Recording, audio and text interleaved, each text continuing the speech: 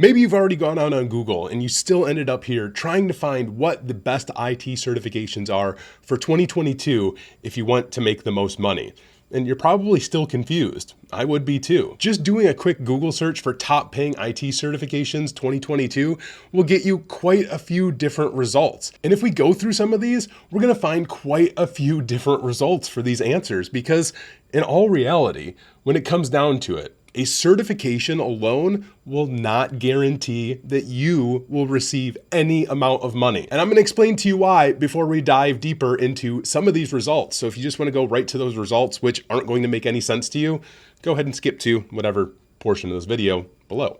Now, I specifically want to highlight the information from this report from Pearson VUE. If you're not familiar with Pearson, they work with a lot of the certification vendors out there to help deliver and proctor the exams that you take. So this article right here and this report right here from Pearson is very eye-opening. Let's talk about the candidates first, because that's you, right? That's you if you're going to take a certification, you're that candidate, right? So 91% of you out there say that they experienced an increase in confidence from getting certified, which, yeah, absolutely. I think a lot of people gain a confidence boost from getting a certification, for sure. 76% feel greater job satisfaction. Well, if you're getting a certification that somehow aligns with your job duties, then yeah, I could definitely see that as well. 28% report earning a pay increase. That's very interesting as well. And especially since we're talking about the top earning certifications here in this video. Getting certified, only 28% have reported earning a pay increase. Now that's only what was reported, but that's kind of a low number if you think about it. Now moving on to the employer side of things, 71% of employers say that their companies encourage credentialing, meaning they want their employees to have as many credentials as possible, maybe not as many, but they do want to see their employees have some type of credentials under their belts.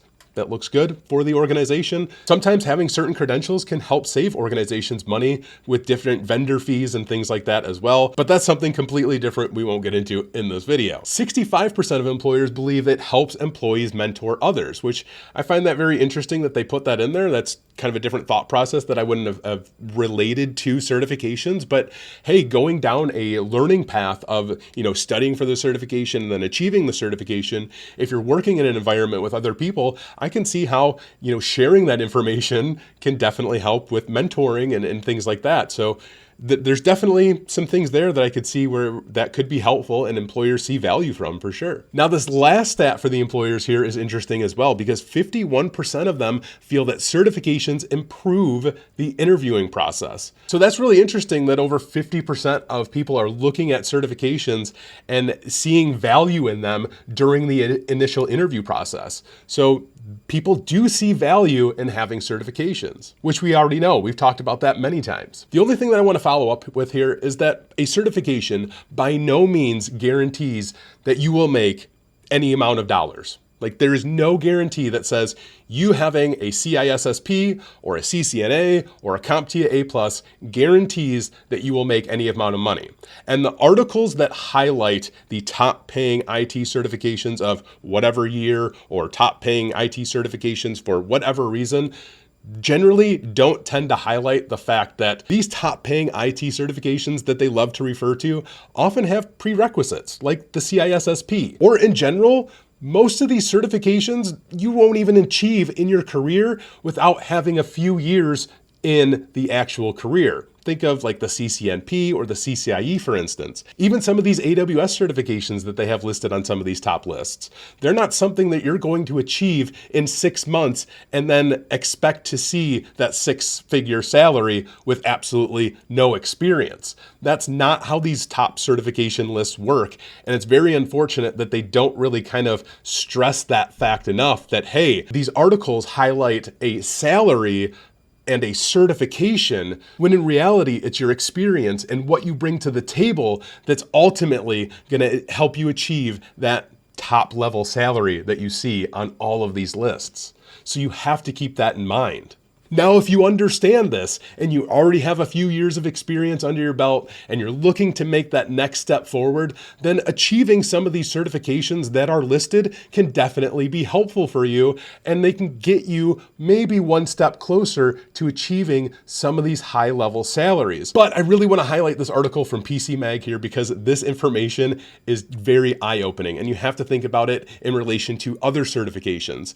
This one is specifically talking about the VCP. It's a VMware certification, but right here it says IT professionals with this credential have earned an average of 7.4 career certifications, the highest amount on the global knowledge list. They also earn an average salary of $132,000. Okay, they're saying that the average person who obtained that certification already had about 7 certifications along with it. Now, I haven't found any other articles out there that break down the certifications in terms like that and saying, hey, if you have this certification, most other people have this many certifications along with it, right? So for instance, if you obtain your CISSP, it might say on average, people who have their CISSP might have 5 other certifications on average. So this just kind of backs up what I'm saying. Not one single certification is going to guarantee you any amount of salary. As that information from PCMag highlighted, people who had that VMware certification,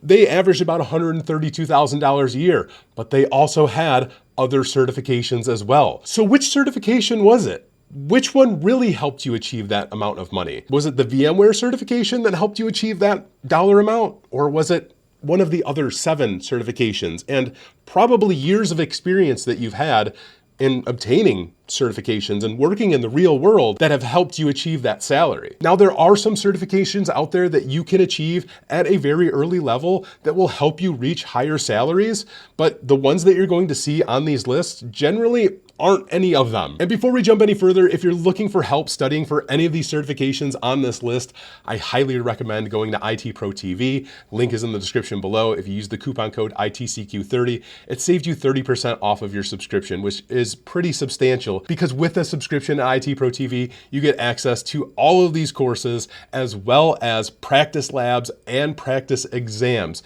So make sure you use that coupon code because I think it takes the monthly subscription down to like $34 a month or something like that. And that is completely unbeatable for the amount of material that you get here. And as you can see, it's going to be covering some of the certifications, if not mostly all of the certifications that are on some of the lists that you will find as you go out into the Google. So check them out, links in the description below. Let's talk about the rest of this stuff. For instance, let's just take this list here from App Dividend. For number 1, they have the Google Certified Professional Cloud Architect. Number 2, AWS Certified Solutions Architect Associate. Number 3, the CISM. Number 4, the CRISC. 5, the PMP, 6, the CISSP, 7, the CISA, 8, the AWS Certified Cloud Practitioner, 9, the ITIL, and 10, the Microsoft Certified Azure Fundamentals. Out of all of these certifications that they listed, right, you can obtain the AWS Solutions Architect Associate certification fairly early on, for sure. You could definitely obtain the PMP certification fairly early on, as well as the AWS Certified Cloud Practitioner and the ITIL Foundation certification, and the Microsoft Certified Azure Fundamentals certification. And the fact that the Azure Fundamentals certification is on there with a salary of $126,000 is completely mind-blowing to me, because the AZ900 is literally the fundamental-based certification from Microsoft. I find it very hard to believe that that single certification is going to help you achieve that salary. It's going to be that certification and years of experience and probably other certifications as well, as we just noted. Let's take a look at a different list. This one's from Exit Certified. Number 1, they have the AWS Cloud Practitioner. Number 2, they have the CCSP. Number 3, the CDPSE, which I believe is from ISACA. Number 4, they have the CDP. 5, the CEH. 6, the CISM. 7, the CISSP. 8, the CCIE. 9, the CCMP. 10, they have the CompTIA A+ Cloud+ Security Plus. Okay. Number 11, they have Microsoft Certified Azure Solutions Architect. Number 12, they have Microsoft Solutions Associate Expert, MCSA, MCSE. And we're just going to stop there because those certifications, I mean, they're not around anymore. Like Microsoft discontinued those certifications. Now, I think some of the older ones are probably good for a long time. And if you have that certification, you're probably not watching this video trying to figure out what certification is going to make you the most money. Because at this point, like if you've achieved an MCSA or an MCSE, you've worked in this field for a fairly long time. Because again, those certifications are discontinued. Microsoft introduced role-based certifications and completely eliminated all of that stuff a couple years ago.